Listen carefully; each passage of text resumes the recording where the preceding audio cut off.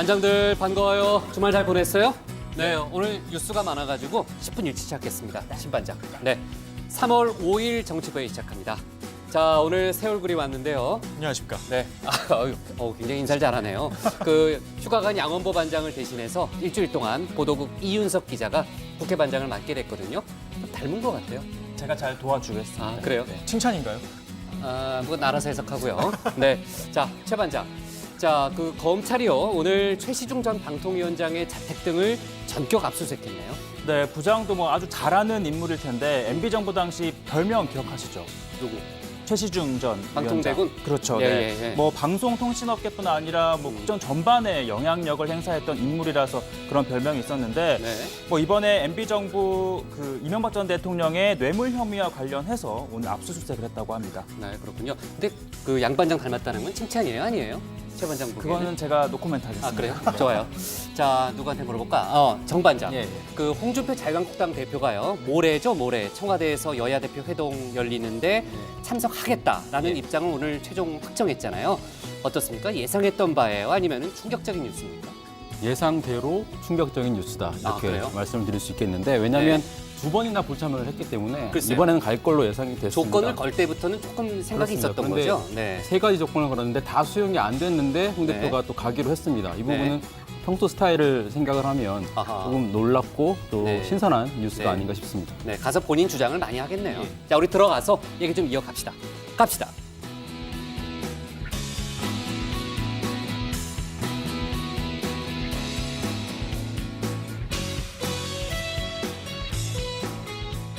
네, 반장들 자리에 앉았으면 정치부회를 시작하죠. 정의용 국가안보실장을 수석특사로 하는 대북특사단이 오늘 오후 2시쯤 성남 서울공항을 떠났습니다. 지금 화면에 나오고 있는데요. 이들은 조금 전에 평양 순안공항에 도착해서요. 1박 2일간의 공식 방북 일정에 들어갔습니다. 물론 도착했다는 소식은 제가 못 들었고요. 아마 지금 시간이면 도착했겠죠, 당연히. 우리가 북한과 미국 사이에서 제대로 중매를 서기 위해서 이번 방북이 무엇보다 중요하다는 것은 저희도 회의 때 여러 번 다뤄봤고요. 반복할 필요가 없겠고요. 결국은 북한 지도자 김정은에게서 비핵화 논의와 관련한 얘기를 끌어낼 수 있느냐, 없느냐, 이게 핵심이 되겠죠. 그 카드가 있어야만 또 트럼프 미국 대통령을 설득해서 북미 대화를 또 끌어낼 수 있는 그런 국면이 되겠고요. 자, 신반장 발제 때 자세히 좀 짚어보겠지만은 앞에서 몇 가지 내용은 좀 짚어볼게요. 신반장, 김정은 북한 노동당 위원장과의 면담 언제쯤 이루어질 걸로 추정이 되나요? 저도 진짜 궁금한데요. 네, 알 수가 없죠, 정확히는. 네, 빨리 해줬으면 좋겠습니다. 일단 북한은 통상 지도자들의 일정, 최고 지도자들의 일정을 사전에 공개를 하지 않습니다. 보통은 면담 여부도 확인을 안 해주는 경우가 많은데 설령 언급을 한다고 해도 언제 이루어질지는 통보를 하지 않는데요. 하지만 이번 대북특사단의 일정이 1박 2일로 다소 짧고 또 면담 자체는 확실시 되기 때문에 일정을 좀 좁혀서 생각할 수가 있습니다. 통상의 관례를 볼 때 가장 가능성이 높은 건 이 방북 일정의 마지막 날인 내일 오전 또는 오찬, 점심이 될 것 같고요. 다만 오늘 밤 전격적으로 면담이 성사될 가능성도 배제할 수는 없습니다. 네, 지금 이제 관례 얘기를 했는데 2007년이죠. 김만복 전 국정원장이 똑같이 1박 2일 일정으로 가서 첫날은 김양건 당 비서를 만나고 둘째 날 김정일 국방위원장을 만났던 적이 있고요.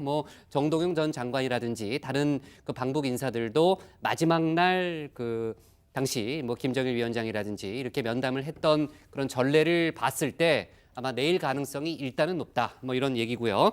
최 반장, 지금 이제 신 반장이 마지막으로요. 오늘 밤에 만찬이 전격적으로 이루어질 것을 배제할 수는 없다. 이런 얘기를 했는데 만약에 오늘 만찬이 이루어진다면은 그거는 어떤 의미를 생각해 볼 수 있어요? 아시다시피 김영남 상임위원장, 김여정 노동당 제1부부장, 김영철 통일전선부장이 최근 남측을 왔다 갔기 때문에 우리의 입장을 북한도 잘 알고 있습니다.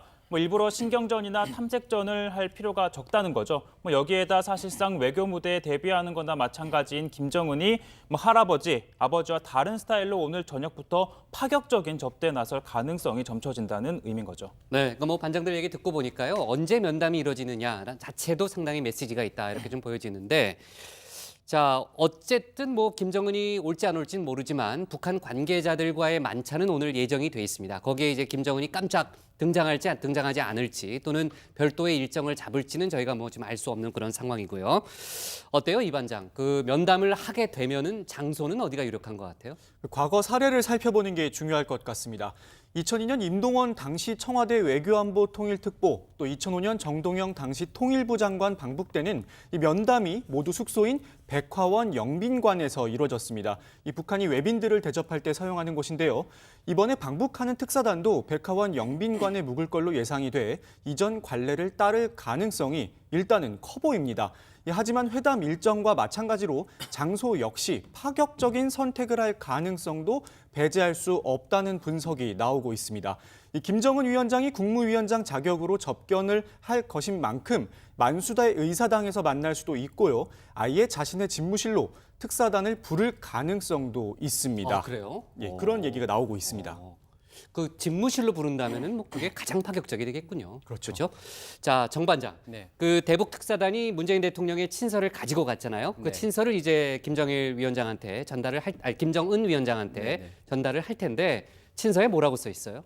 제가 그걸 알면 오늘 그걸로 회의를 계속해도 그렇죠. 내가 되겠죠. 한번 물어봤어요. 예, 네. 다만 뭐 제 전매 특허 있지 않습니까? 아슬아슬한 예측을 글쎄 말이에요. 예, 해본다면, 예측 좀 해봐요. 짐작을 해보면 음. 뭐 당연한 얘기일 수도 있겠지만 남북 관계 개선 그리고 한반도 평화 정착을 염원하는 내용이 뭐 당연히 적혀 있을 걸로 보입니다. 비핵화라고는 안 적혀 있을까요? 저는 직접적으로는 뭐 비핵화 음. 이렇게 명시적으로 적혀 있지는 않을 것 같고요.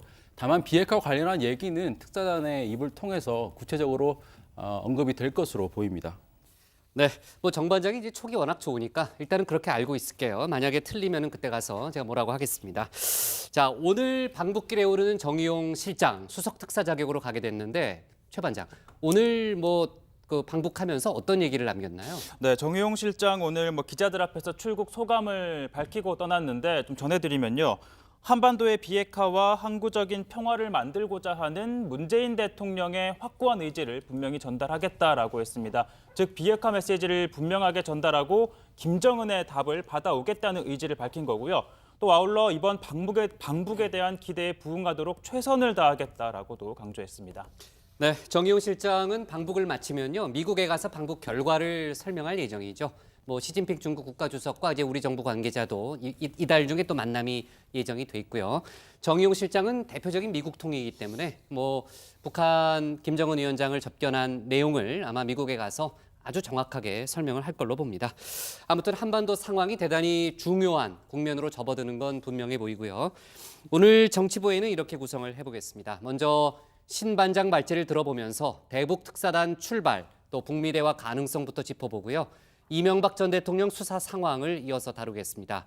미투 운동 속보, 그리고 D-100일을 맞은 지방선거 얘기도 해보겠습니다. 그럼 먼저 신혜원 반장의 발제부터 시작하겠습니다.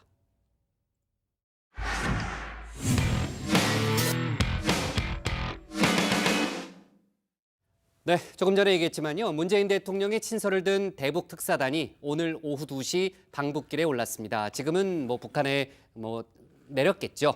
핵심 메시지는 역시 비핵화로 김정은 위원장과의 면담이 이뤄질지에 관심이 쏠리고 있습니다.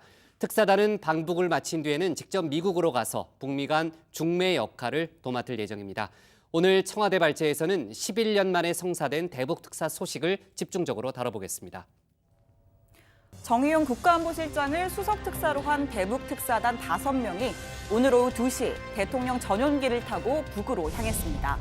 정 수석 특사는 이번 방북의 목적이 문 대통령의 비핵화 의지를 북에 전달하는 것이라 밝혔습니다.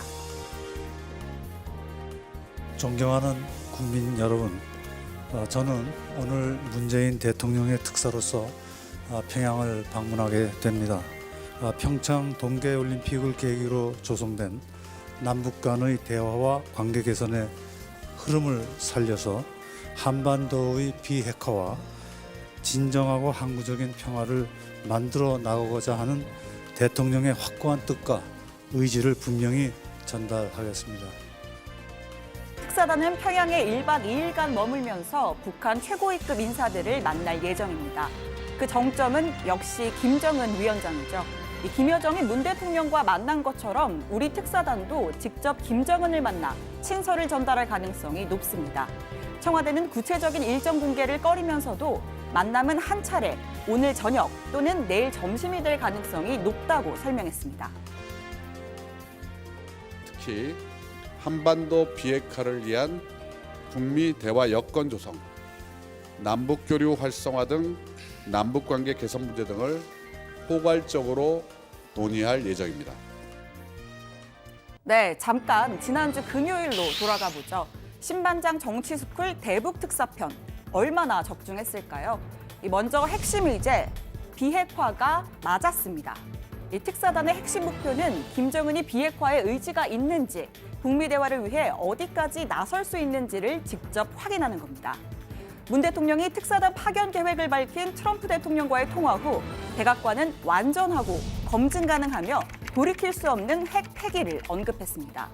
김정은이 비핵화에 대한 명확한 입장을 내야 한다는 경고성 메시지였죠. 특사단은 이러한 미국의 입장을 전달하면서 김정은의 입에서 비핵화에 대한 의지, 적어도 핵실험과 미사일 발사 유예 의사를 이끌어내겠다는 계획입니다.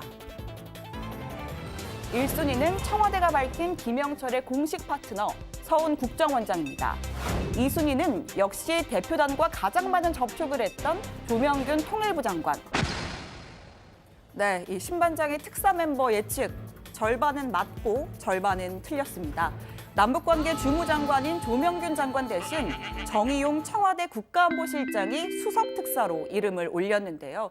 이 정 실장은 백악관 맥메스터 보좌관과 거의 매일 통화하는 사이로 알려진 대미 외교라인 지휘자입니다. 그리고 서훈 원장은 북한과의 접촉을 총괄하고 있죠. 이 청와대는 또 특사단이 방북 직후에 미국행 비행기에도 오를 것이라고 밝혔습니다. 다시 말해서 이번 특사단은 대북 대미 대화로 이어지는 큰 그림을 염두하고 꾸려졌다는 거죠. 여기에 김여정, 김영남, 김영철을 두루 섭렵한 천혜성 통일부 차관, 서훈 원장의 콤비 플레이어 김상균 국정원 2차장, 그리고 깜짝 발탁된 문 대통령의 복심, 윤건영 청와대 국정상황실장이 포함됐습니다. 김정은과 우리 정부 인사의 만남은 2011년 김정일 사망 때가 전부로 집권 이후엔 단 한 차례도 없었습니다. 만약 특사단이 김정은과 만나게 되면 그의 성격과 외교 스타일도 베일을 벗게 될 텐데요. 그간 김정은을 상징하는 이미지는 대부분 이런 거였죠. 우리는 미국과 그 추종 세력들이 핵 위협과 공갈이 계속되는 한, 그리고 우리의 문전 앞에서 면례적이라는 감투를 쓴 전쟁 연습 소동을 걷어치우지 않는 한 핵무력을 중추로 하는 자위적 국방력과 선제 공격 능력을 계속 강화해 나갈 것입니다. 예측 불가능하고 폭력적인 성격, 트럼프 대통령을 늘따리 미치광이라 부르는 거친 언변. 하지만 이 모든 게 철저히 통제되고 연출된 상황에서 나온 발언인 만큼 실제 성격은 다를 거라는 시각도 있습니다. 미국 정보기관 관계자는 김정은이 결정적인 순간에 도발을 멈추는 이성적 행위자라 분석한 바 있습니다. 또 그에겐 저 멀리 태평양을 건너온 친구를 환대하는 따뜻한 면모도 있죠. 경의하는 김정은 원수님께서 우리나라와 미국 롱구 선수들의 경기를 관람하시렸다. 이리스 로그에는 경의하는 원수님의 탄생일을 맞으며 조선에 왔다고 하면서 원수님을 존경하고 있다는 것을 느꼈다고 했습니다. Happy birthday to you. Happy birthday to you. 통일부가 파악한 김정은의 공식 외교 활동은 중국과 쿠바, 시리아 대표단 접견이 전부입니다. 정상회담은 단 한 번도 한 적이 없고 로드먼 등의 외빈 접견도 그나마 2016년 7월 이후엔 맥이 끊겼습니다. 이 때문에 향후 있을 남북 정상회담을 대비해 김정은의 협상 스타일을 파악하는 건 역시 이번 특사단의 주요 임무 중 하나가 될 전망입니다. 오늘 청와대 발제는 대북 특사단 방북, 문 대통령 비핵화 의지 전달할 것입니다. 네, 한미 정상통화에서요. 문재인 대통령이 특사단 파견 계획을 밝혔을 때 사실 이미 조율이 끝났을 가능성이 높다라는 얘기를 저희가 했었는데 상당히 빠르게 진행됐어요. 최 반장, 전체적인 일정이. 네, 문재인 대통령의 대북 특사단 오늘 오후 1시 50분쯤 성남공항에서 공군 2호기를 타고 평양으로 출발했습니다. 공군 2호기 좀 낯설다 하시는 분 많을 텐데 1985년도 전두환 정권 당시 도입이 됐고요. 그러니까 저랑 나이가 똑같은 겁니다. 주로 이제 국내를 이동할 때 쓰는 전용기라고 하고요. 1박 2일간 북한 고위급 인사들과 먼저 회동을 하고 김정은과도 만날 가능성이 높습니다. 청와대 핵심 관계자는 지난번 김여정 특사가 방남했을 때 대통령이 직접 만났기 때문에 그에 상응하는 결과들이 있을 것이라 생각한다면서 김정은 접견에 긍정적인 전망을 내놨습니다. 네, 또 특사단은 이 문재인 대통령의 친서도 전달할 예정인데요. 이 친서엔 한반도 평화 정착을 위해 이 남북이 힘을 모으자는 원론적인 메시지를 담고 비핵화 논의 등 보다 구체적인 메시지는 이 수석 특사인 정의용 안보실장이 구두로 전할 전망입니다. 이 앞서 이뤄진 한미 간 정상통화에서 파악한 트럼프 대통령의 의중을 명확하게 전달하는 것도 이번 특사단의 임무인데요. 북미 대화가 남북 정상회담에 우선되어야 한다는 점을 강조하면서 이 핵실험이나 미사일 발사 유예를 카드로 협상에 나서자고 설득할 것으로 보입니다. 네, 제가 지난번 그 발제 때 이 정의용 실장 대신에 조명균 장관을 언급하고 네. 부장이 정의용 실장을 언급하셨잖아요. 또 왜 아부하는 거예요? 역시 이 부장의 예측이 그래요? 맞았다. 네. 네. 근데 이 정의용 안보실장이 발탁된 게 상당히 주목할 만합니다. 왜냐하면 이 정 실장은 대표적인 미국통 인사고요. 이 맥메스터 백악관, NSC 보좌관 등 이 핵심 라인과 수시로 통화를 갖고 소통하는 역할을 맡고 있습니다. 그래서 왜 문 대통령이 트럼프 대통령과 통화를 하지 않느냐 이런 질문이 나오면 청와대가 이미 정 실장과 백악관이 통화 중이다 이렇게 설명을 할 정도입니다. 그래서 지난 대선에서 외교 자문그룹 국민 아그레망 단장을 맡고 또 이렇게 문 대통령의 핵심 외교 라인을 담당하고 있고요. 이런 정 실장을 수석으로 앞세운 건 남북 대화뿐만 아니라 방북 이후에 있을 방미 일정을 염두에 둔 포석이라는 분석이 나옵니다. 북핵 문제 해결과 관련하여 굳건한 한미동맹을 바탕으로 국제사회와의 공조를 강화하고 미북 간의 건설적인 대화를 적극적으로 견인해 나갈 예정입니다. 또한 한반도의 비핵화 과정에서 일정한 진전이 이루어지는 등 여건이 조성된다면 본격적인 남북관계 발전을 위한 다양한 방안을 강구해 나갈 계획입니다. 네, 신혜원 반장은 참 사회생활 잘해요. 아주 깨알같이 중간에 최 반장 그런 것 좀 배워요. 자, 어때요, 정 반장? 지금 이제 방북을 마치고 미국에 간다라는 스케줄은 확정이 됐는데 방미 일정이 확실하게 지금 공개된 건 아니죠? 예, 청와대는 방북 뒤에 조만간이라는 표현을 썼습니다. 조만간. 예, 방북에 앞서서 미리 계획을 공개한 취지를 보면 이번 주중이 될 가능성이 커 보이고요. 그리고 무엇보다 누구를 미국에 가서 만나느냐 이게 중요하겠죠. 청와대 고위 관계자는 맥메스터 안보 보좌관은 물론이고 그 윗선도 만나야 할 것 같다라고 말을 했습니다.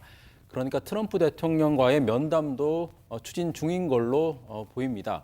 일단은 김정은 위원장이 우리 측 특사에게 어떤 입장을 밝히느냐 이게 결국 미국에 가서 특사가 만날 사람을 결정하게 될 가능성이 큽니다. 네, 정의용 실장과 함께 투톱 중에 한 명이죠. 서훈 국정원장은요, 김정은 등 북한 수뇌부를 직접 설득하는 역할을 할 걸로 보입니다. 아시다시피 서 원장 2000년, 2007년 남북 정상회담 당시 대북 협상에 깊숙하게 관여한 대북 전략통으로 알려져 있죠. 그렇죠. 한반도 비핵화가 김일성 주석의 유훈이라는 점을 강조하면서 북한이 핵미사일 포기에 나설 경우 북한 내 평화체제 구축, 국제사회 지원 등을 통해 고립되지 않도록 하겠다는 그 문재인 대통령의 뜻을 함께 전달할 걸로 보입니다. 네, 원래 이제 조명균 통일부 장관도 이제 후보 중에 한 명으로 거론이 됐잖아요. 네. 신 반장이 예측이 사실 맞아요. 근데 이제 장관급 3명을 보내는 거에 대한 부담감이 좀 있었을 거고, 그 천혜성 차관, 또 이제 김상균 2차장, 사실 예상할 수 있었던 그런 멤버인데, 아까 이제 신 반장도 얘기했지만은 윤건영 상황실장의 발탁은 약간 좀 의외예요. 그렇습니다. 윤 실장은 문 대통령의 국회의원 시절 보좌관 그리고 당대표 시절 비서실 부실장을 지낸 측근 중의 측근입니다. 제가 문 대통령의 새정치연합 대표 시절 마크맨이었는데요. 아, 그래요? 네, 예를 들어서 문 대표가 그 당시 당이 분리되기 전에 안철수 대표를 만나냐 이런 걸 물어본다든지 아니면 진짜 당대표 재신임을 묻느냐 이런 민감한 의중들을 물을 때 이 윤 실장을 통해야만 최종 확인이 됐다고 보고를 할 수가 있었습니다. 또 문 대통령의 개인적인 일정, 뭐 등산을 간다든지 양산에 간다든지 이런 것도 전부 다 윤 실장 입을 통해서 확인이 됐었습니다. 네, 뭐 신반장이 약간 좀 맺힌 게 있는 듯한 그런 그 목소리인데요. 이게 윤 실장이 굉장히 입이 무겁습니다. 그러니까 좋게 그래요? 말하면은 뭐 이렇게 신뢰가 있는 인물인데 기자한테 워낙 별로 안 좋아요. 그렇죠. 이렇게 네. 워낙 입이 무겁다 보니까 사실 취재하는 입장에서는 상당히 어려운 인사 중에 한 명이었거든요. 그래서 이 문 대통령이 당시 대표직에서 물러나서 히말라야를 갔었는데 또 어렵게 수소문을 해서 비행기 편을 알아서 공항에 가서 소위 뻗치기를 했었는데 저기 윤 실장이 보이더라고요. 그래서 이제 쫓아가가지고 문 대표 어딨냐 이렇게 술래잡기를 공항에서 한 30분을 했었는데 그 사이에 문 대통령을 출국시킨 거죠. 아니 그 뭐 문재인 대통령 입장에서는 신뢰할 수 있는 인물이라는 그렇죠. 판단을 내리는 계기가 되는 거 아니에요? 그런 것들이? 그래서 뭐 그죠? 청와대 네. 관계자들 사이에서는 문 대통령의 의중을 가장 정확히 파악해서 전할 수 있는 인물이다. 뭐 이런 평이 나오고 있고요. 또 특사단이 평양에서 직통 전화를 통해서 청와대에 보고를 하는데 이 보고 역할을 윤 실장이 맡을 가능성이 높고 또 문 대통령의 밀봉 친서를 윤 실장이 지침하고 간다는 이야기도 있습니다. 네, 뭐 아무튼 뭐 그 친서를 뭐 가지고는 가겠지만 전달 자체는 정의용 특사가 할 걸로 봅니다. 저는요. 자, 이번이 사실상 김정은의 외교 대비 무대잖아요. 그러니까 뭐 아까 뭐 신 반장도 얘기했지만은 이 반장 김정은 스타일을 확인할 수 있는 뭐 아주 좋은 계기가 되겠네요. 네, 맞습니다. 이 외교라는 게 이 상대방이 어떤 전략과 전술을 구사할지를 사전에 파악하는 게 가장 중요한 거 그렇죠. 아니겠습니까? 네. 자, 이번에 이제 특사단과 만나게 되면 2011년 김정일 위원장 사망 이후 우리 정부 당국자와의 첫 대면입니다. 그동안 김정은은 거의 은둔에 가까운 생활을 해온 데다 지난 6년간 단 한 번도 정상회담을 한 적이 없습니다. 그나마 세간에 좀 알려진 게 이 스위스 베른 유학 시절의 모습, 또 전속 요리사인 후지모토 겐지의 설명 정도가 있었습니다. 이런 내용들을 종합해보면 좀 예측 불가능한 성격이 아니냐, 좀 이런 얘기가 많습니다. 물론 일각에선 아주 전략적으로 계산적인 행동을 하고 있는 거다라고 보는 사람들도 있긴 하지만 어느 한쪽의 성격을 딱 잘라서 말할 순 없을 것 같습니다. 때문에 이 정상회담이 이루어지기 전에 이 김정은 위원장의 실질적인 성격을 파악하는 게 급선무일 것 같습니다. 그럼요. 예전에 그 임동원 전 국정원장으로 제가 기억하는데 2000년도에 그 1차 정상회담 준비차 대북 특사로 파견이 됐었거든요. 그때 김정일에 대해서 그 괴팍한 성격이라는 뭐 세간의 뭐 일반적인 판단과 달리 그 유머 감각이 있고 실용적인 생각을 갖췄다라는 평가를 내렸고요. 그게 실제로 이제 정상회담 준비하는데 그 물밑에서 도움을 많이 줬다라는 얘기를 좀 들었고요. 정 반장, 아까 뭐 앞서 잠깐은 얘기했었는데 이번에 특사단은 어디에서 묵게 되나요? 1차, 2차 남북 정상회담이 열렸던 곳이죠. 그 평양에 있는 백화원 초대소가 지금 유력해 보입니다. 2002년에 임동원 전 원장, 2005년에 정동영 전 장관 남북 정상회담 준비로 특사로 갔을 때도 묵었던 곳이죠. 면담은 백화원에서 1시간 정도 떨어진 대동강 영빈관에서 진행될 거란 얘기도 나옵니다. 아, 영빈관. 예. 예전에 그 실무회담을 영빈관에서 많이 했던 기억이 나는데. 그렇습니다. 맞죠? 예. 또 그런데 또 일각에서는요. 네. 김정은을 만날 경우에 국무위원장 자격으로 접견을 할 것인 만큼 만수대의 의사당에서 만날 수도 있다. 이런 얘기도 나오고요. 또 아예 파격적으로 자신의 집무실로 특사단을 불러서 면담할 가능성도 배제할 수 없다는 관측도 있습니다. 네, 자 그렇고요. 트럼프 대통령 오늘 아침에 나온 보도를 보면요, 트럼프 대통령이 북한이 직접 대화를 제안했다라는 말을 했던데 그게 어떤 맥락에서 나온 거예요? 네, 트럼프 대통령이 언론인들과의 만찬에 참석해서 한 얘기인데요. 이렇게 얘기했습니다. 우리는 북한과 대화 중이고 북한이 며칠 전에 대화하고 싶다고 했다면서 그래서 우리도 그렇게 하겠다. 그렇지만 당신들은 비핵화해야 한다고 말했다라고 얘기를 한 겁니다.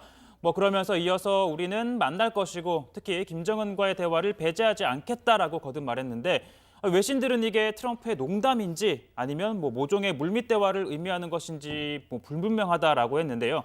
미 정부 고위 관계자는 로이터 통신을 통해서 북한에게 직접 대화 의사를 들은 게 아니라 한국 정부를 통해 전달된 의사라고 해명을 했습니다. 그러니까 이제 그 최 반장이 얘기했던 그 만찬 자리 자체가 유머를 섞어서 하는 그런 자리이기 때문에 아마 그 로이터 통신 같은 경우에는 진담인지 농담인지 뭐 알 수가 없다 뭐 이렇게 얘기를 했지만 어쨌든 트럼프 대통령이 북한과의 대화라는 표현을 언급한 건 뭐 사실이고요. 그 어때요? 그 뭐 앞으로 뭐 이제 북한 방북 결과를 지켜봐야 뭐 트럼프 대통령의 의중을 뭐 알 수는 있겠죠. 그러나 뭐 계속해서 나오는 이제 미국의 반응은 어쨌든 비핵화 없이는 대화하지 않겠다라는 거, 그건 뭐 분명해 보이고요. 뭐 트럼프 대통령이 일부러 확대 해석할 수 있는 발언을 던졌을 수도 있다. 뭐 이런 해석도 가능할 것 같습니다. 자, 문재인 대통령이 오늘 수석보좌관 회의를 주재했죠, 이 반장. 네, 이 맞습니다. 반장은 좀 낯서네. 예, 오늘 어떤 내용이 있었어요? 네, 문재인 대통령이 이 최근 근로기준법 개정안의 국회 통과와 관련해 언급을 했습니다. 노동시간 단축으로 과로사회에서 벗어나 인간다운 삶으로 나아갈 수 있게 됐다고 말했는데요.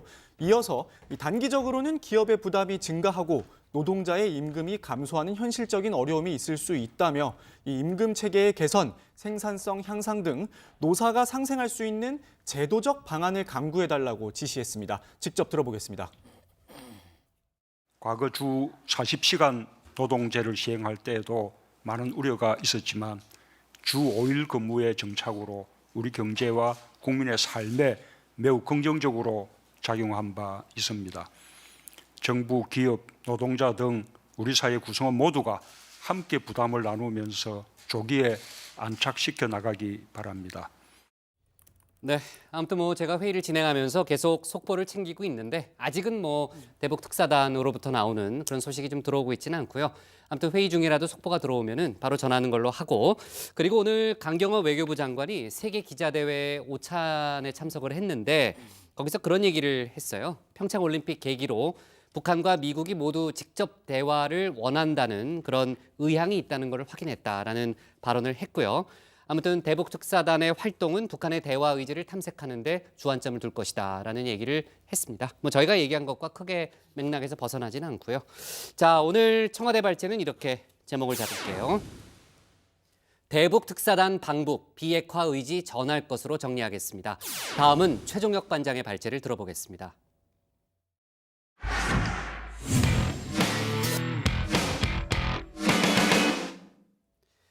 이명박 전 대통령의 측근 중에 측근이죠. 검찰이 최시중 전 방통위원장과 천신희 세종회장을 압수수색했습니다.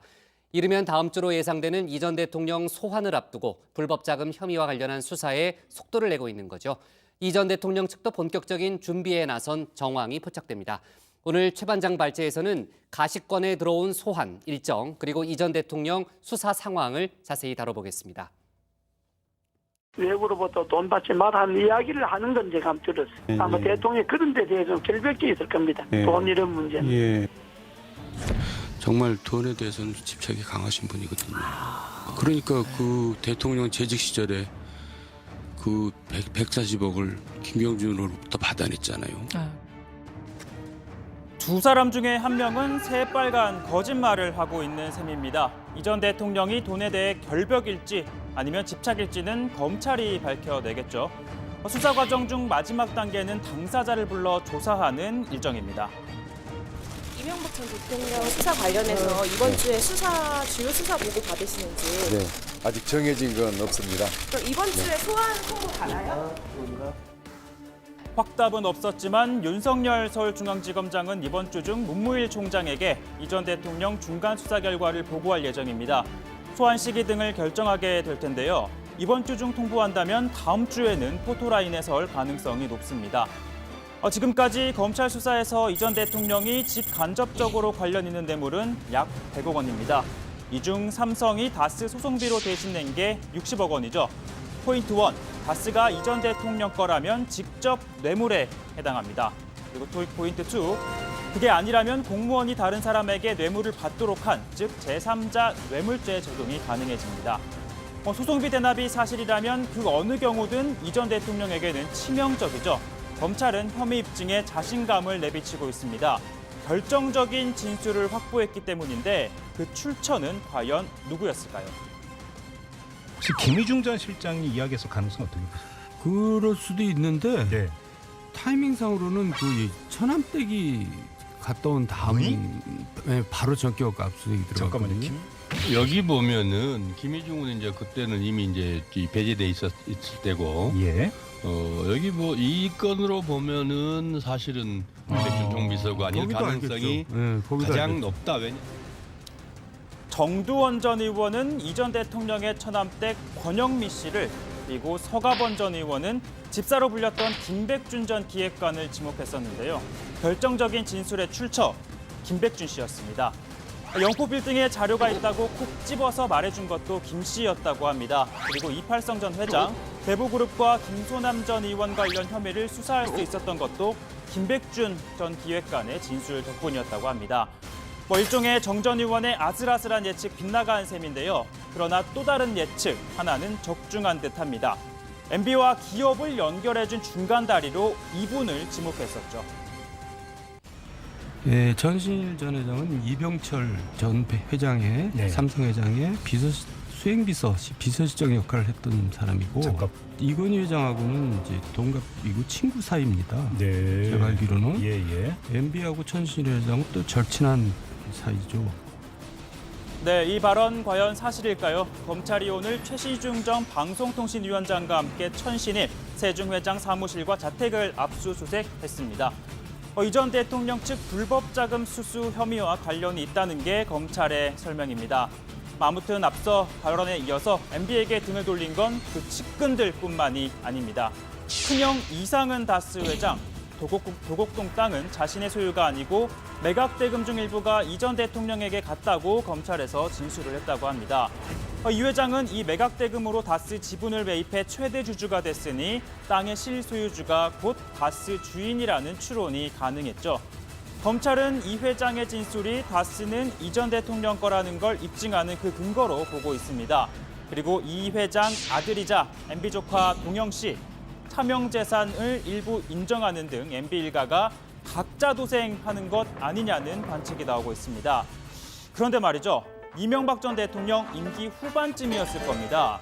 이 전 대통령은 하마터면 부인 김윤옥 여사로부터도 고발을 당할 뻔했다고 합니다. 만약에 당신이 선물을 안 주면 내가 경찰을 부르겠다고. 그랬는데 경찰을 부른다 그래도 대통령이 눈도 깜짝을 안 하고 있어서 우리 사이가 검사 출신이라서 우리 큰 사이가 왔길래 혹시 검사 중에 괜찮은 검사 있으면 소개 좀 해달라고. 이번에 선물이 안 오면은 검찰청에 좀 고발하겠다고. 네, 물론 우스갯소리였고요. 그런데 방금 전 그 검사 출신 사위 이상주 씨 역시 뇌물공여 혐의에 가담한 정황이 드러나 현재 다급한 처지라고 볼 수 있습니다. 다만 이팔성 전 회장으로부터 받은 돈을 MB 둘째 형 이상득 전 의원에게 전달했을 뿐 그 자금의 출처와 용도는 몰랐다는 입장입니다. 아무튼 검찰 소환이 가시권에 들어서자 변호인단 구성을 본격화한 이 전 대통령 측도 대응책을 준비하고 있다고 합니다. 다스는 이상은 회장의 것이다. 삼성 소송비 대납은 모르는 일이다라는 등 주요 혐의에 대해 부인하는 방향으로 입장을 정리한 것으로 전해지고 있습니다. 네, 오늘 기사는 이렇게 정리해 보겠습니다. 제목은요. MB 소환 카운트다운, 최시중, 천신일도 압수수색입니다. 네, 검찰이 오늘 최시중 전 방송통신위원장하고요. 천신일 세종나무 여행이죠. 세종나무 여행 회장에 대해서 전격 주거지 등에 대해서 압수수색을 벌였는데 그 두 사람의 혐의가요. 정반장 개인 비리 혐의가 아니고 이명박 전 대통령의 불법 자금 수수와 관련돼 있다는 거죠. 그렇습니다. 오늘 두 사람에 대한 사무실 그리고 주거지 등에 대해서 검찰이 압수수색을 했습니다. 문서와 장부, 컴퓨터 저장 장치 등을 확보를 했습니다. 17대 대선을 전후해서 이 전 대통령 측이 불법 자금을 모금하는 과정에서 두 사람 등이 중요한 역할을 한 정황을 검찰이 포착한 것으로 보입니다. 검찰은 이팔성 전 우리금융지주 회장이 MB 측에 약 22억 원의 불법 자금을 건넨 혐의, 그리고 김소남 전 한나라당 의원이 공천 헌금 명목으로 수억 원을 전달한 정황을 포착을 해서 수사를 해왔죠. 오늘 압수수색도 이와 연관이 된 것으로 알려지고 있습니다. 네, 최시중 전 위원장 같은 경우에는 뭐 많이 따라다니는 별명이 이제 멘토예요, 멘토. 그러니까 MB의 멘토라고 우리가 많이 얘기를 했거든요. 이제 형의 친구잖아요. 이상득 전 의원의 친구고 또 방통대군이라는 또 별칭도 있을 정도로 상당히 막강한 그런 영향력을 행사를 했었고 천신일 회장 역시 MB 정부의 숨은 실세로 좀 불렸잖아요. 뭐 두 사람 다 MB의 뭐 최측근 인사라는 점에서 뭐 이번 수사가 불러올 파장 뭐 결코 작진 않겠죠. 신 반장. 그렇습니다. 뭐 말씀하신 것처럼 최시중 전 위원장은 MB정부 초대 방통위원장을 지냈고 또 대통령의 멘토 그리고 MB정부의 실세 중에 실세로 불리면서 막강한 힘을 과시했던 인물입니다. 그리고 천신일 회장은 이 전 대통령의 대학 동기이자 또 친구로 이 정재계에 폭넓은 영향력을 행사했는데 MB정부의 숨은 실세라는 평가를 받았습니다. 하지만 두 사람 모두 각종 이권과 관련해서 뇌물을 받은 혐의로 최 전 위원장은 징역 2년 6개월 그리고 천 회장은 징역 2년을 선고받았는데 이 두 사람 모두 MB 퇴임 직전인 2013년 1월에 특별 사면됐습니다. 최 전 위원장은 최근까지도 이 전 대통령 사무실에 모여서 대책회의를 열었던 측근 중에 한 명이기도 합니다. 오늘 어떤 분들 모이시나요? 저는 장관 지낸 분들, 비서관 지낸 분들이 정기적으로 만나지. 지금 검찰 수사에 대해서 좀 한 말씀만 좀 해주시겠어요? 네, 난 그런 데 대해서는 잘 몰라. 말할 처지도 못 되고 참 추운데 고생한다. 네, 그동안 천신일 회장은 이 전 대통령의 비자금 통로로 의심받아 왔습니다. 이 정두원 전 의원은 각종 불법 자금 수수 의혹의 키맨으로 천 회장을 콕 집어서 지목한 바 있습니다. 이 정 전 의원은 공무원이 대기업 고위직과 직접 연락하면 자국이 남기 때문에 누군가 대신 매개체를 한다며 메신저를 천 회장이 했을 수 있다고 했는데요. 이 삼성의 다스 소송비 대납과 관련해서도 천 회장이 매개체가 됐을 가능성이 있다고 주장하기도 했습니다. 천신일 전 회장은 이병철 전 회장의 삼성 회장의 비서실장 역할을 했던 사람이고 이건희 회장하고는 이제 동갑이고 친구 사이입니다. 제가 알기로는 MB하고 천신일 회장은 또 절친한 사이죠. 고대 동기고 뭐 이렇게 돼가지고 그러니까 이제 서로 동갑이고 친구의 친구 그러니까는 뭔가 이제 이쪽이 더 연관성이 있어 보이지 않아요? 네, 저희가 이제 지난주에요. 이명박 전 대통령이 받고 있는 뇌물 혐의 액수가 100억이 넘었다라는 얘기를 이제 최 반장이 했는데 일단 추정이 된다 이렇게 얘기를 했었는데 그 최측근들에 대한 강제 수사로 이어지면서 어쨌든 이 전 대통령과 관련한 불법 자금 수사 역시 확대되고 있다라는 생각이 좀 들고요. 그 뇌물 관련 액수가 뭐 더 늘어날 수도 있다라는 생각이 좀 듭니다.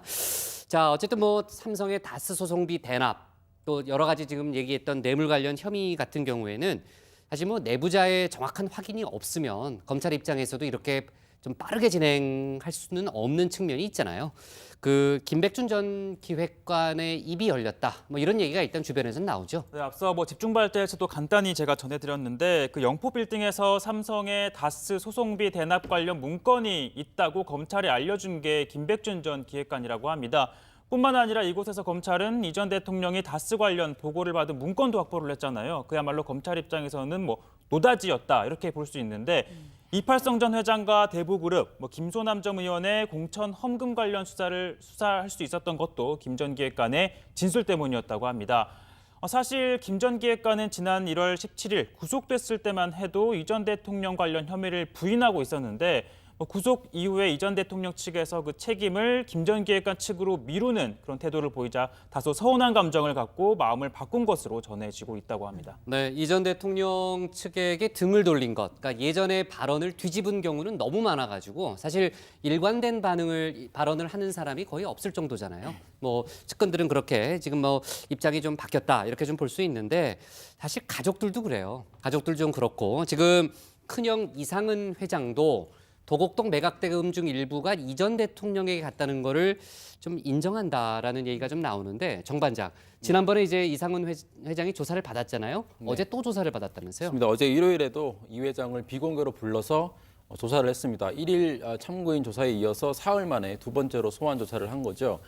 이 회장은 2008년 특검에서는 도곡동 땅 매각 대금과 다스 지분은 모두 내 거다 이렇게 얘기를 했는데 검찰은 지난 2일에 이 회장이 특검 수사 때와는 진술이 상당히 달라졌다라고 얘기를 했죠. 때문에 뭐 일부 언론에서는 이상은 회장이 도곡동 땅은 내 것이 아니다라는 취지로 진술을 했다 이렇게 보도를 하기도 했는데 검찰은 이 회장 진술이 다스의 실소유주가 이 전 대통령이다 이걸 입증할 수 있는 근거라고 보고 있습니다. 네, 다만 이 회장은 취재진들에게 다스와 이 전 대통령의 연관성을 인정하지 않았다라고 했는데요. 이 회장이 다스 실소유주가 이 전 대통령이라고 단정적으로 말하진 않았을 가능성이 있습니다. 그럴 경우에 자신이 최대 주주로 갖고 있는 다스 지분 47%를 동생에게 넘겨야 하고 또 차명 재산이라면 추징 대상이기 때문에 이를 고스란히 잃을 수도 있기 때문입니다. 대신 이 전 대통령이 지분 일부를 소유했지만 경영과 관련한 조언만 해줬다 이렇게 진술했을 수도 있는데 이 경우에는 이 전 대통령의 차명 보유 혐의를 벗기고 또 지분도 아들인 동영 씨에게 넘겨줄 수 있게 됩니다.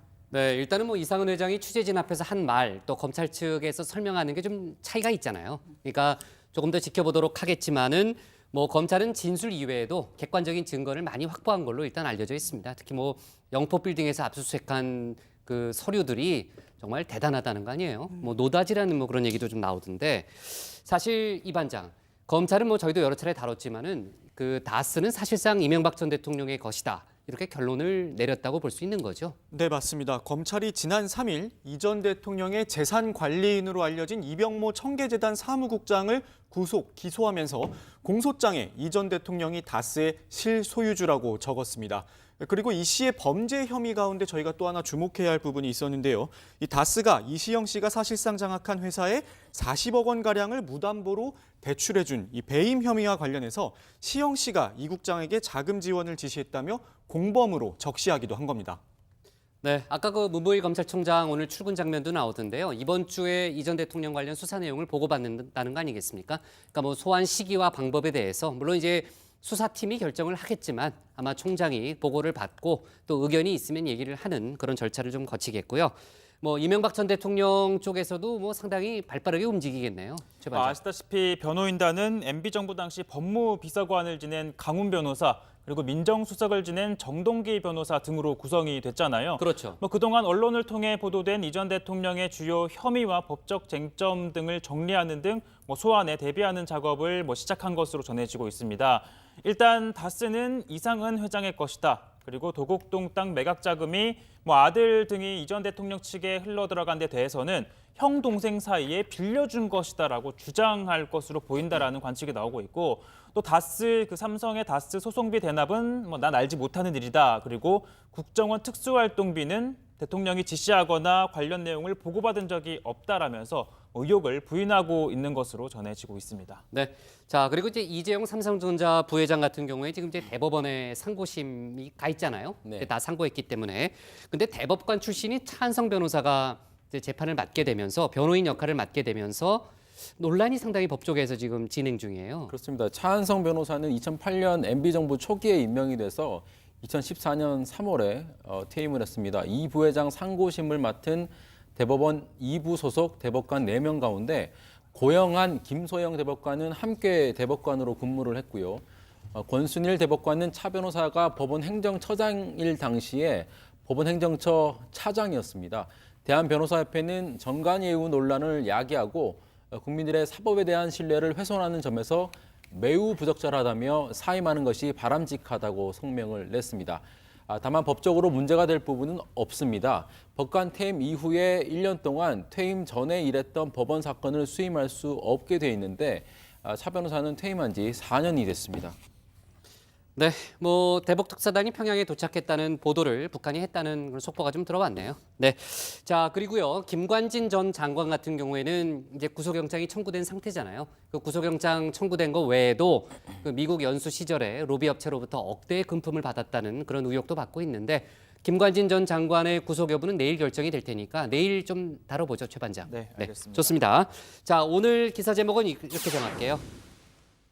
최시중 천신일 압수수색, MB 소환 초읽기로 잡겠습니다. 다음은 이윤석 반장의 발제를 들어보겠습니다.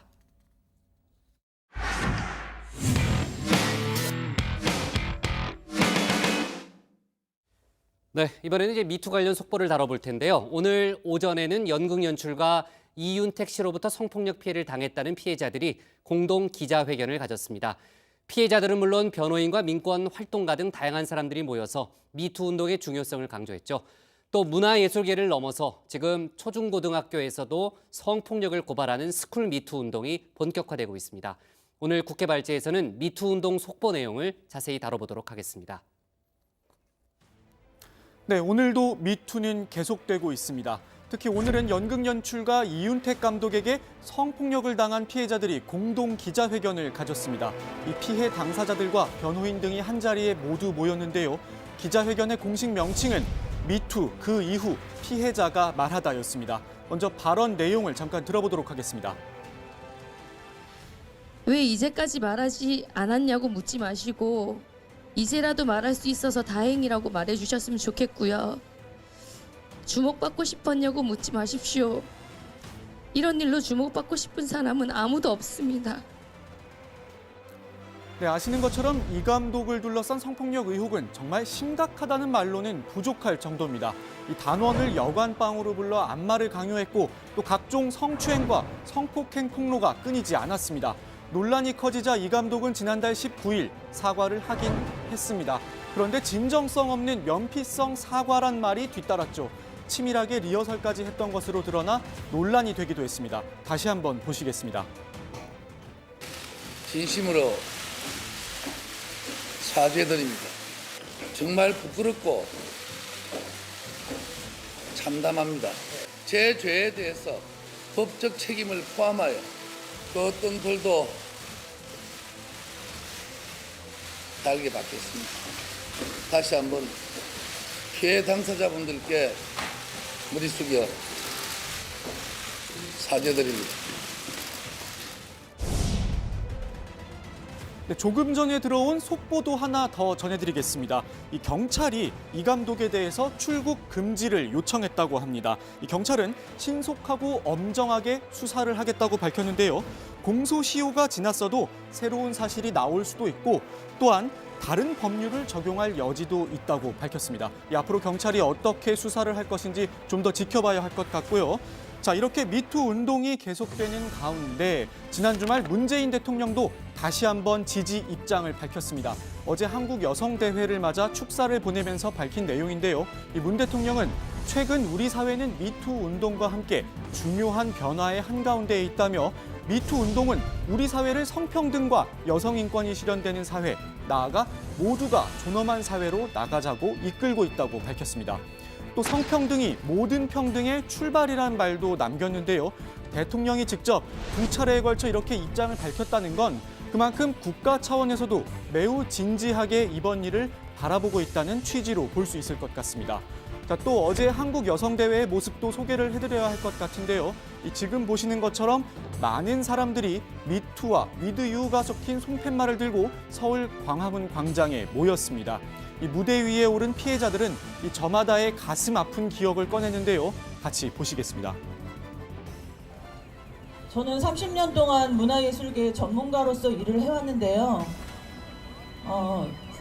너무나 많은 일하면서 성폭력을 당했습니다. 미투는 여러분 권력형 성폭력입니다. 권력자가 반드시 있습니다. 권력을 가지고 여성을 압제하는 것입니다. 그리고 저희가 주목해야 할 또 하나의 중요한 움직임이 있었는데요. 이른바 스쿨 미투입니다. 초중고등학교에서의 성폭력 피해를 고발하는 건데요. 내용을 같이 살펴보겠습니다. 자, 한 누리꾼은 교무실 청소를 맡아 설거지하고 있을 때면 학생부장 선생님이 뒤에서 앉거나 어깨 동무하며 가슴을 툭툭 만졌다고 주장했습니다. 또 다른 누리꾼은요.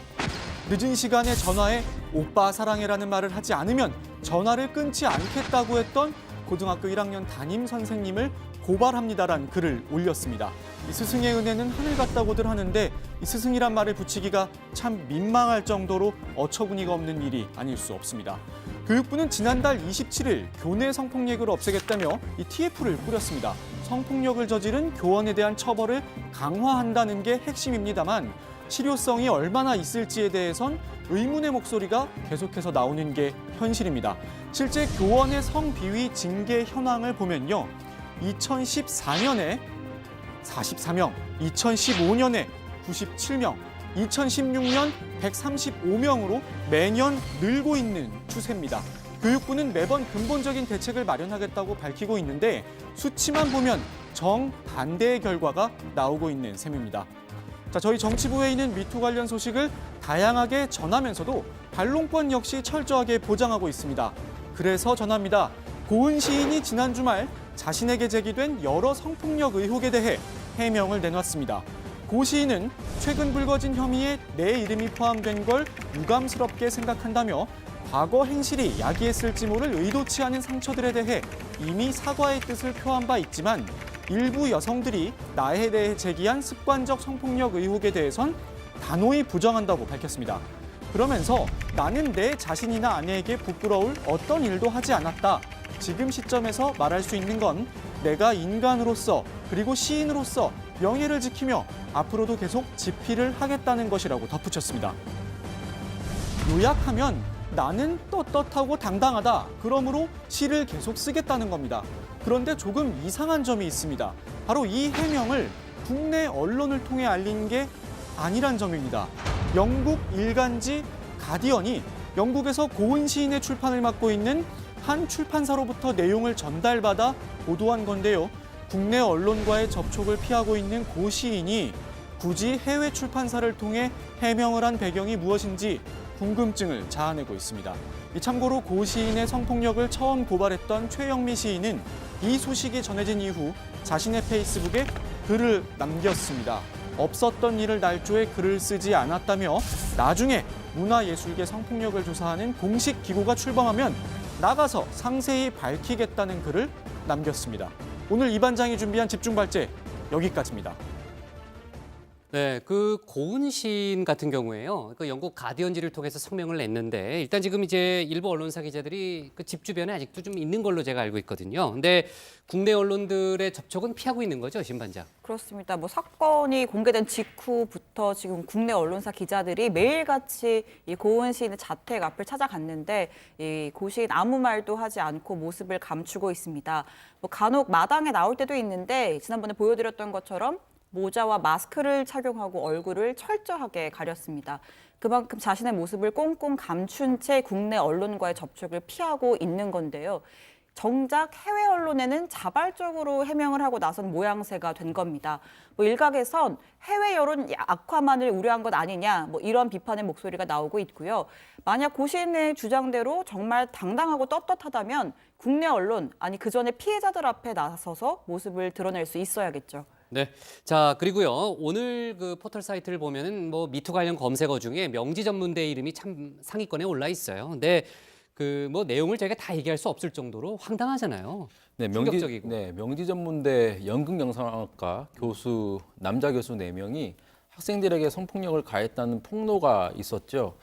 경찰이 이 학과 박중현 교수에 대한 내사에 착수를 했습니다. 경찰은 재학생 30여 명이 학교에 제출한 진정서 등을 확보를 했는데요.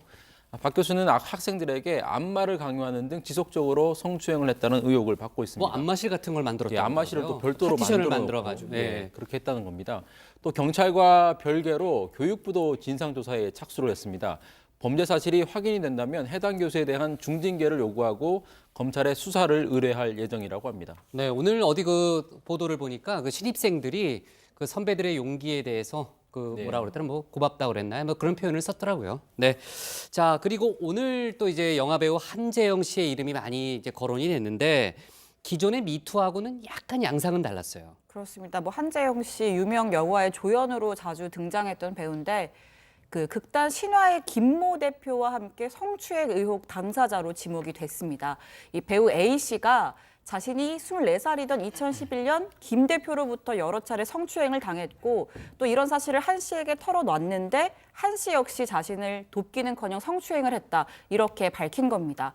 한재영 씨는 오늘 오전 피해자에게 직접 전화를 걸어서 사과를 했다고 하는데요. 피해자한테 전화를 걸어서? 그렇죠. 네. 예, 이 피해자 A 씨는 1시간 넘게 통화를 하면서 제가 아팠던 걸 얘기를 하면서 울었고 한재영 씨도 울면서 미안하다고 했다, 뭐 사과했다. 라고 했다고 합니다. 그래서 한재영 씨에 대한 일을 털고 웃으면서 살고 싶다라고 이 피해자 A 씨가 밝혔습니다. 다만 김 대표는 아직까지 아무런 입장을 내놓지 않고 있는데요. 이 피해자 A 씨는 김 대표에겐 몇 달에 걸쳐서 성추행과 압박으로 고통을 받았는데 한재영 씨가 유명해서 오히려 묻혔다 이렇게 이야기를 하기도 했습니다. 네, 그리고 이제 유명 음악인인 남궁현 씨 둘러싼 논란, 이거 뭐 논란이 계속 번지고 있어요, 이 반장. 네, 맞습니다. 이 음악인 남궁현 씨에게 성추행 피해를 당했다는 네 번째 피해자가 나왔습니다.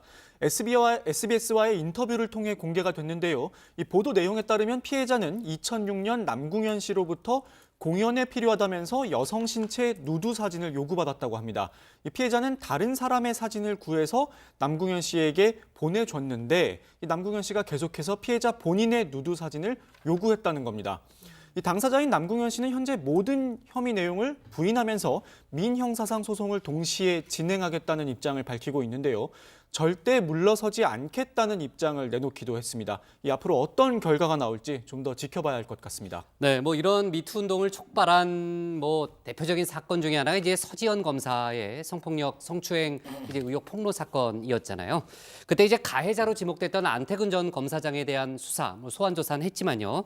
어디까지 좀 수사가 진행됐는지 궁금한데 최 반장이 좀 취재한 게 있어요? 네, 일단 뭐 서지현 검사를 성추행하고 심지어 뭐 인사 보복까지 했다는 의혹이죠. 일단은 뭐 의혹이 제기된 안태근 전 검사장에 대한 검찰 수사도 이제 한 달을 넘기고 있습니다. 뭐 조만간 사법 처리 방향을 결정할 것으로 알려지고 있습니다.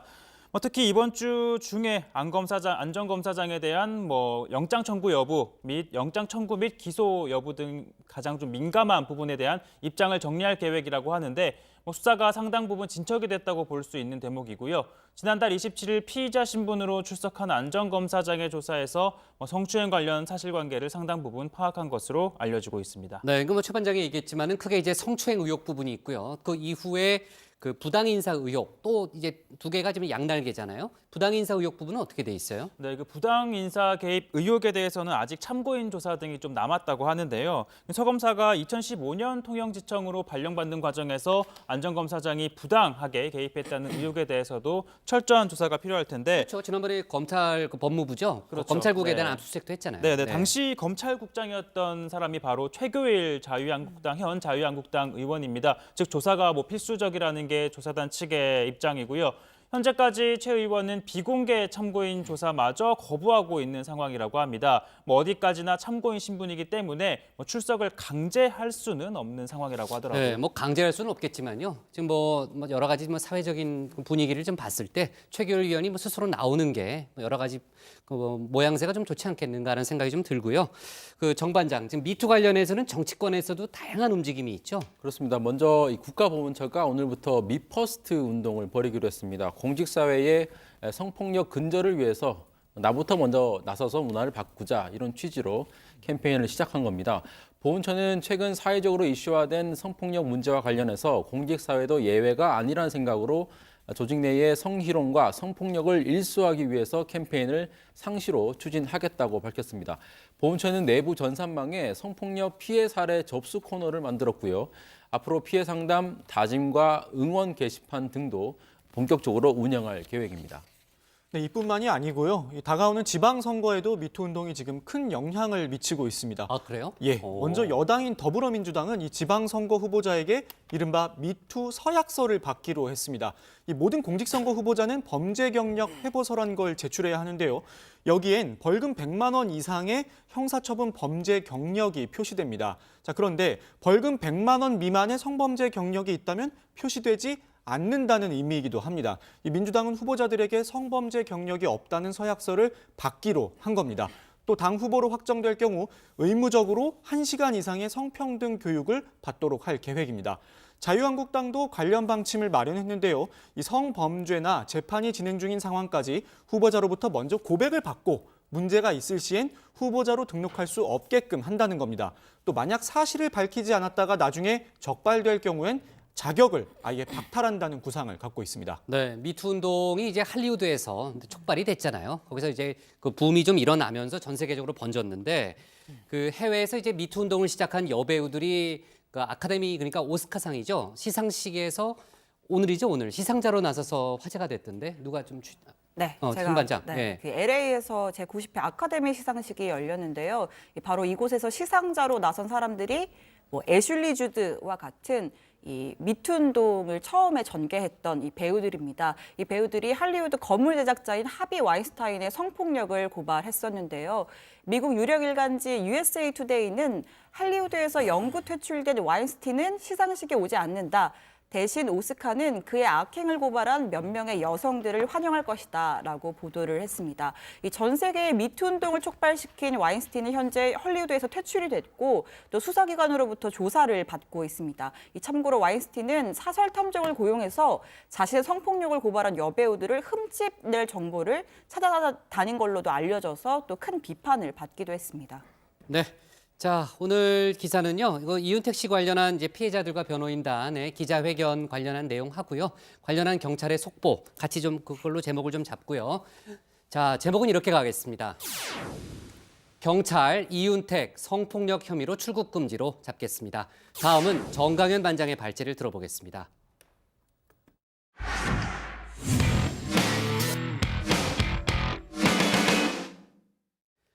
오늘로 지방선거가 100일 앞으로 다가왔습니다. 각 당이 선거체제로 전환한 가운데 자유한국당 홍준표 대표가 지난 대선 이후 처음으로 청와대 회동에 참석하기로 해서 그 배경에 관심도 쏠리고 있습니다. 오늘 야당 발제에서는 관련 소식과 함께 지방선거 관련한 정치권의 다양한 움직임도 자세하게 살펴보겠습니다. 자, 오늘은 정치권 소식을 전하는 마음이 그나마 가벼운 편입니다. 기다리고 기다리던 일들이 마침내 성사가 됐기 때문입니다. 우선 선거구 획정안이 담긴 공직선거법 개정안, 국회가 오늘 원포인트 본회의를 열어서 지각 처리를 했습니다. 정말 다행이 아닐 수 없습니다.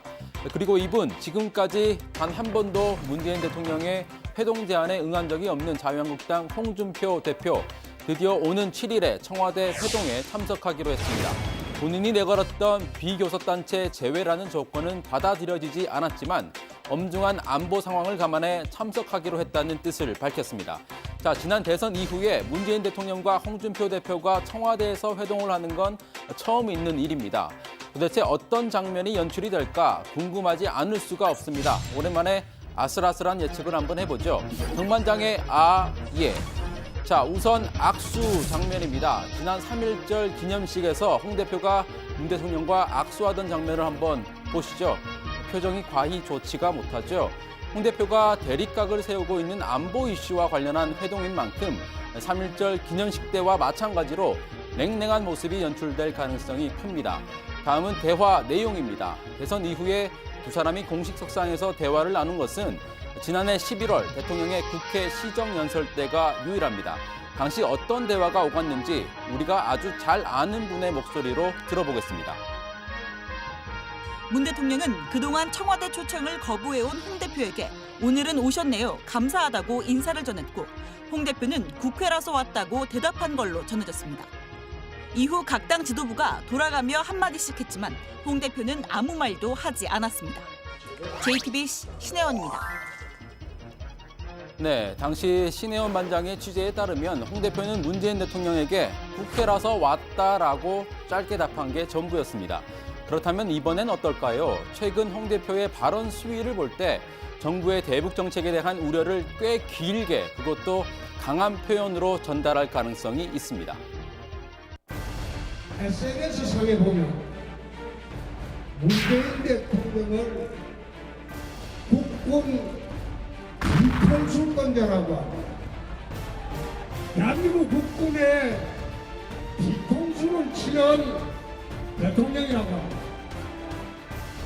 사실 홍준표 대표 입장에서는 청와대 회동에서 보수 지지층을 의식한 발언을 어느 정도 내놓을 수밖에 없을 것으로 보입니다. 오늘로 지방선거가 딱 100일 앞으로 다가왔기 때문이죠. 게다가 자유한국당은 서울시장 후보도 불투명할 정도로 인재 영입에 애를 먹고 있죠. 하지만 최근 안보 이슈가 부각이 되면서 보수층이 결집하는 기회가 온 것으로 자유한국당은 판단하고 있습니다. 때문에 자유한국당은 보수 정체성을 분명히 드러낼 수 있는 인물을 당 전면에 내세웠습니다. 김무성 전 대표와 정진석 전 원내대표, 두 사람은 각각 북핵폐기 추진특별위원장과 경제 파탄 대책특별위원장을 맡아서 안보와 민생 이슈를 주도하기로 했습니다. 특히 지난해 복당 이후 대외 활동을 자제하던 김무성 전 대표가 전면에 나선 대목을 주목해야 합니다. 차기 당권 구도와도 관계가 있기 때문입니다. 김 전 대표는 최근 당내의 어떤 인사보다도 강한 어조로 문재인 대통령을 비판하고 있습니다. 국제적인 전범인 김영철이 대한민국 땅을 밟고 대한민국 대통령 문재인과 악수를 한다면은 우리는 문재인을 대한민국의 대통령으로 인정할 수 없다는 사실을 분명히 밝힙니다. 김 전 대표는 오늘 복당 이후 처음으로 당의 공식 회의에서도 공개 발언을 했습니다. 첫 일성은 역시 문재인 정부 비판이었습니다. 문재인 정부는 평창 올림픽을 빌미로 천안함 폭침의 주역이었던 김영철까지 환대해서 국제 공조 속의 대북 제재에 큰 손상을 주었습니다. 북한에게 위기를 모면할 시간을 벌어주는 결과가 가져온다는 사실을 잊어서는 안 됩니다. 정진석 전 원내대표 같은 경우는 최근 홍 대표에 대한 불만을 드러내고 있는 중진들을 다독이기 위한 카드라는 분석이 많습니다. 특히 할 말은 하는 스타일이다 이런 평가가 많기 때문에 당내 중진들의 기대가 큰 편입니다. 야, 이게 어떻게 네 입으로 고수로 임명을 해, 자식아? 이 나쁜 자식아. 어떤 데가 고수로 임명을 이제는 정말 이 보수의 존립에 근본적으로 도움이 안 되는 사람들은 육모방망이를 들고 뒤통수를 뽀개버려야 돼. 이제 적으로 간주해서 무참하게 응징해야 된다. 자, 오늘은 정치적으로 중대한 만남을 기대하면서 골라본 음악입니다. 정치가 음악을 만났을 때. 한 걸음 왜 이렇게 떼기 힘드니 걸어도 다시 그 자리에서 있는 듯해. 네, 신승훈의 지금 만나러 갑니다입니다. 이번 주엔 정치적으로 민감한 만남이 2번이나 예정이 돼 있습니다. 오늘 평양으로 간 대북 특사단과 북한 김정은 위원장과의 만남, 그리고 문재인 대통령과 5당 대표와의 만남. 두 만남 모두 어렵게 성사가 됐고 또한 북핵 위기를 풀어낼 해법을 도출하기 위해서 상당히 중요한 자리입니다. 부디 두 만남이 평화 보따리를 안겨주길 국민들은 기대하고 있습니다. 오늘 야당 기사 제목은 홍준표 7일 청와대 회동 참석 기로입니다. 네, 조금 전에 이제 정반장이 발제하는 사이에 아주 중요한 속보가 들어왔죠. 대북 특사단이 조금 전인 오후 6시부터 김정은 국무위원장과 접견, 만찬을 시작했다라는 속보가 들어왔고요. 저희가 앞서 그 대북 특사단 일정을 얘기하면서 그 통상적인 관례에 따르면은 내일 마지막 날 그 오찬 같은 때 만남이 이루어질 가능성이 높지만은 파격적으로 오늘 만남이 이루어질 가능성도 배제할 수 없다라고 얘기를 했는데 김정은이 결국 이제 파격을 택했죠. 여러 가지 뭐 어떤 방식 왜 그렇게 했는지는 조금 이따 얘기를 다시 해보고요. 오늘 그 대표단의 하루 일정, 오후 일정에 대해서도 대체적인 그 설명이 나왔죠. 네, 그 우리 성남공항을 출발한 게 우리 시각 오후 2시쯤이었잖아요. 그렇죠. 이 오후 2시 50분에 평양의 순안공항에 도착을 했다고 합니다. 이 공항에 누가 의전을 나왔는지도 중요한데 이선권 조평통 위원장이 이 마중을 나왔다라고 하고요. 이후에 짧게 환담을 가진 뒤에 이 숙소로 고방산 초대소라는 곳으로 이동을 했습니다. 그리고 이 고방산 초대소에 김영철 당 중앙위 부위원장이 나와서 영접을 했다고 합니다. 김영철 부위원장이 나와 있었어요? 상당히 고위급이 나와서 환대를 했다 이렇게 보여지고요.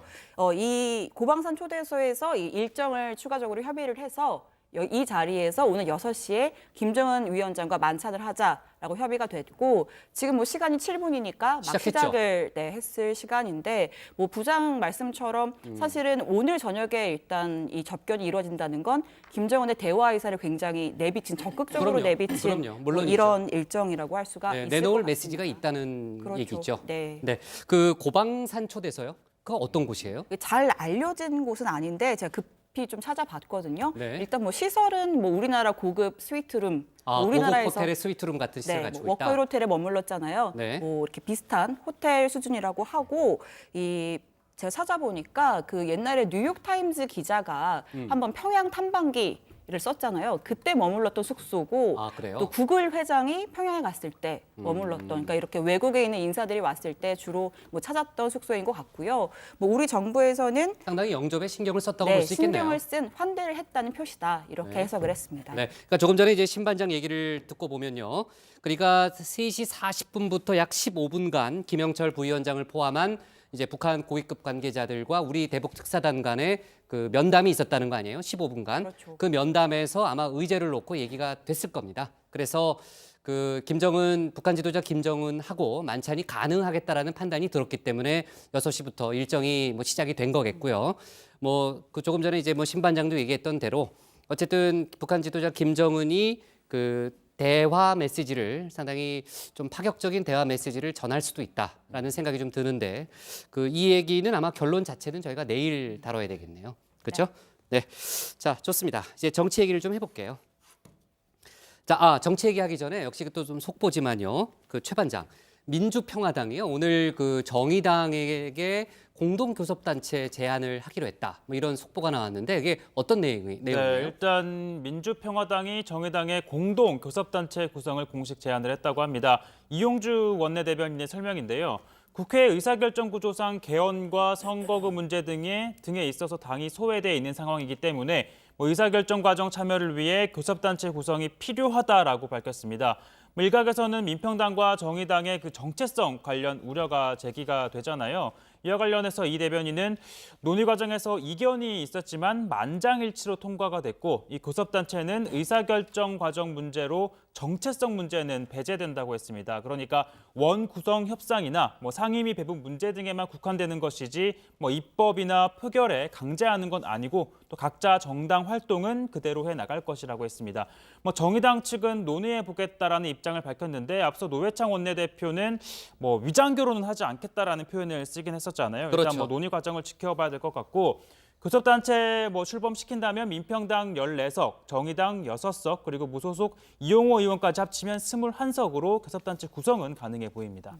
네, 그리고 역시 속보지만요. 오늘 선거구 획정안이 담긴 공직선거법 개정안이 드디어 통과가 됐는데 그 늦게라도 통과가 된 건 다행이지만요. 신반장, 아직 남은 절차가 좀 더 있다면서요? 네, 오늘 통과된 선거법 개정안에는 광역의원 정수 및 선거구 그리고 기초의원 정수를 확정하는 내용만 포함이 되어 있습니다. 이 때문에 각 시도의회에서 기초의원 선거구를 확정하는 작업을 또 해야 하는데요. 법안 통과일 기준으로 12일 이내에 기초의원 선거구 획정안이 담긴 조례안을 의결해야 하는데 오늘 국회에서 선거법 개정안이 통과됐기 때문에 오는 17일까지는 각 시도의회가 기초의원 선거구를 획정해야 합니다. 근데 기초의원 선거구 획정안을 놓고서는 민주당과 자유한국당이 오랜만에 한 목소리를 내고 있다는 얘기가 있더라고요. 네, 바른미래당 그리고 민주평화당, 정의당 등 비교적 소수의 정당은 지난해 말부터 이번 지방선거에서 기초의원 선거구를 4인 선거구로 바꿔야 한다고 주장해오고 있습니다. 기존의 2인 선거구제는 민주당, 자유한국당 후보들은 공천만 받으면 당선이 되는 구조이기 때문에 사실상 소수 정당에게는 절대적으로 불리한 구조이기 때문이죠. 하지만 소수 정당의 이런 요구에 대해 민주당과 자유한국당이 한 목소리로 반대 입장을 나타내고 있습니다. 그 양당의 얘기를 좀 들어보면요. 이 양당은 선거를 불과 몇 개월 앞두고 갑작스럽게 선거구를 변경하면 후보자와 유권자들 모두 혼란스러울 것이란 이유를 대고 있습니다. 이 사실상 민주당과 자유한국당이 시도의회 절대 다수를 점유하고 있기 때문에 이런 주장을 하는 것 아니냐라는 분석도 나오고 있는데요. 이 양당이 반대할 경우 4인 선거구 확대는 현실적으로 불가능합니다. 이 때문에 이번 지방선거에서도 4인 선거구제로의 확대 개편은 어려울 거란 전망이 많습니다. 네, 정 반장, 앞서 얘기도 해봤지만요. 홍준표 대표가 모레 청와대 회동에 참석하잖아요. 네. 그 배경을 어떻게 이해를 해야 돼요? 지난해 2번이나 불참을 한 적이 있습니다. 당시에는 1대1 회동이 아니면 못한다 이런 맞아요. 입장이었습니다. 이번에도 몇 가지 조건을 내걸면서 역제안을 하기도 했는데 청와대가 홍 대표 요구대로 의제를 안보 이슈에 국한하기로 했고요. 또 실질적인 논의가 되도록 하겠다라고 답을 했습니다. 그러면서도 비교섭단체 배제라는 조건은 수용하기 힘들다 이런 입장을 밝혔는데 이에 대해서 홍 대표가 안보 상황이 엄중하니까 비교섭단체 대표들과 함께 회동을 하겠다 이렇게 호응을 하면서 이번 회동이 성사될 수 있었습니다. 그러니까 신 반장, 지금 정 반장도 얘기했지만은 본인이 내건 조건이 다 충족이 안 됐잖아요. 그럼에도 불구하고 본인의 생각을 접게 된 배경 어떻게 봐야 돼요? 아무래도 여론. 의식했겠죠. 네, 이미 2번이나 불참을 했고 또 이번에는 청와대가 홍 대표가 제안한 3가지 조건 가운데 2가지를 수용했거든요. 이런 상황에서도 불참한다면 여론의 비판이 거세질 가능성이 높습니다. 그리고 홍 대표 입장에서도 안보 이슈에만 국한이 된다면 문재인 대통령 앞에서 정부의 대북 정책을 강하게 비판하면서 또 보수 결집의 기회로 활용할 수도 있을 겁니다. 이런 여러 가지 판단이 종합적으로 작용된 결과로 보입니다. 네, 그러니까 지방선거가 100일밖에 안 남았기 때문에 안보 이슈를 좀 극대화할 수 있는 그런 계기로 삼을 수도 있다, 이런 판단을 했다는 거죠. 일단 추정이 되는 거죠, 그렇게. 네, 맞습니다. 지금 모두가 아시겠지만 자유한국당 상황이 썩 좋지가 않습니다. 이 각종 여론조사에서 그런 결과가 나오고 있는데요. 이 지지율이 상당히 정체돼 있고 또 당내에서 인재 영입이 제대로 안 되고 있다는 볼멘 소리가 나오고 있습니다. 오늘 나온 리얼미터 여론조사 결과를 한번 보겠습니다. 민주당 지지율이 50%, 과반에 달하는데 자유한국당은 19.7%로 그 절반에도 못 미쳤습니다. 이 때문에 자유한국당 입장에선 이 안보 상황이 엄중하게 돌아가는 지금이 보수층 결집을 위한 적기라는 판단을 할 수가 있는 겁니다. 자유한국당이 당 지도부 출신인 김무성 전 대표와 정진석 전 원내대표를 각각 북핵 폐기 추진특별위원장과 경제파탄대책 특별위원장으로 임명한 것도 보수층 결집을 위한 전략이란 분석이 많이 나오고 있습니다. 자, 지방선거가 이제 100일 앞으로 다가왔는데 바른미래당 쪽 분위기는 어때요, 정 반장? 한마디로 초비상이죠. 당 지지율이 워낙 안 올라서 당내에서 우려하는 목소리가 커지고 있습니다. 리얼미터 여론조사 결과 다시 한번 보시죠. 바른미래당의 지지율이 6.8%에 불과했습니다. 창당 전에는 일부 조사에서 자유한국당을 앞지르기도 했는데 창당 이후에 오히려 지지율이 주저앉은 모습입니다. 왜 그런 것 같아요? 여러 가지 이유가 있겠죠. 하지만 최근 당내에서는요. 유승민 공동대표가 지나치게 이 대북 강경론을 주장한다. 이게 원인이다. 이런 불만이 터져나오고 있습니다. 합리주의, 실용정치가 창당의 정신이고 이 차별화 포인트인데 자유한국당과 크게 구별이 안 된다는 거죠. 대북 강경론을 주장을 하면서요. 그래서 지지율이 오히려 떨어지고 있다. 이런 주장이 나옵니다. 특히 최근에 호남에서 민주평화당에도 뒤지는 당 지지율을 기록하면서 국민의당 출신 인사들이 노골적으로 유승민 대표에 대한 불만을 나타내고 있다고 합니다. 네, 김정은 위원장과 대북 특사단의 만찬이 지금 이제 시작된 지 한 15분 정도 흘렀네요. 어떤 얘기가 나왔는지 되게 궁금하네요. 네, 그 내용은 저희가 내일 좀 집중적으로 좀 다뤄보고요. 자, 일단 야당 기사는 이렇게 정리할게요. 홍준표 7일 청와대 회동 참석키로로 잡겠습니다.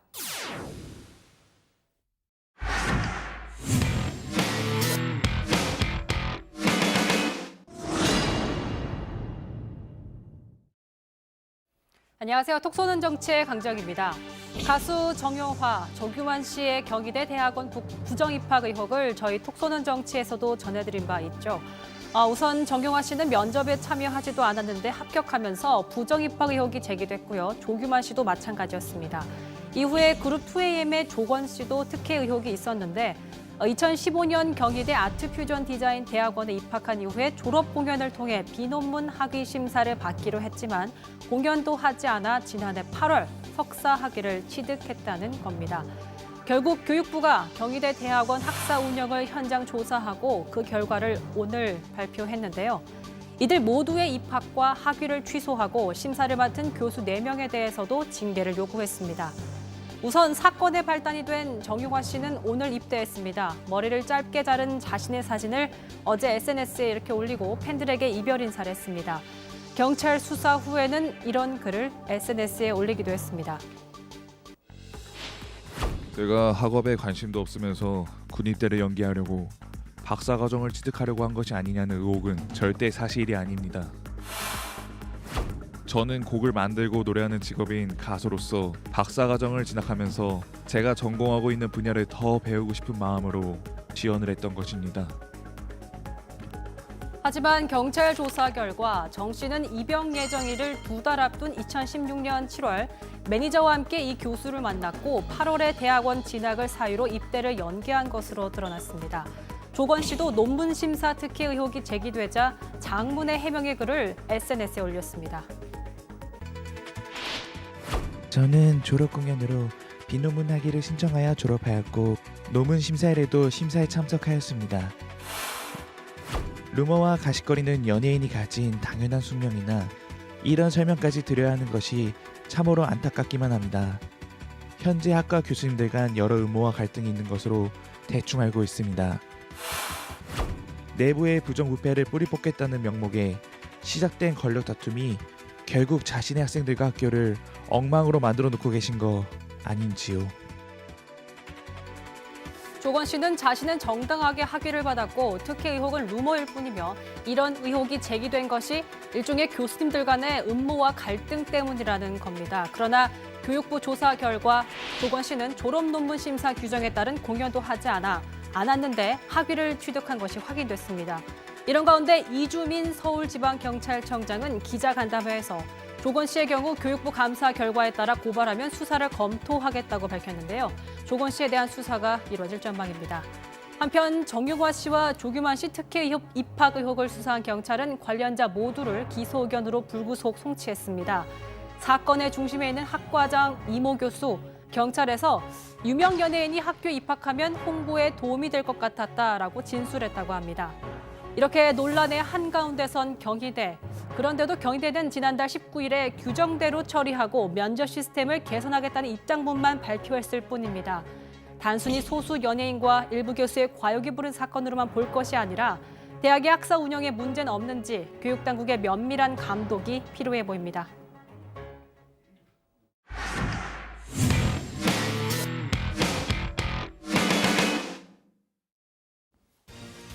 오늘 저희가 고른 한 컷은 D-100 가짜뉴스 없는 지방선거로입니다. 조금 전에 야당 발제에서 다뤘지만요. 지방선거가 이제 꼭 100일 남았습니다. 그런데 벌써부터 정책 대결보다는 정치 공방으로 흐를 조짐이 있기 때문에 글쎄요, 가짜뉴스 또한 기승을 부릴 걸로 전망됩니다. 오늘 이렇게요. 검찰 등 유관기관들이 대책회의를 열고 가짜뉴스와의 전쟁을 선포했습니다. 가짜뉴스는 우리 사회의 독이나 마찬가지이기 때문에 모두가 경각심을 가져야 되겠고요.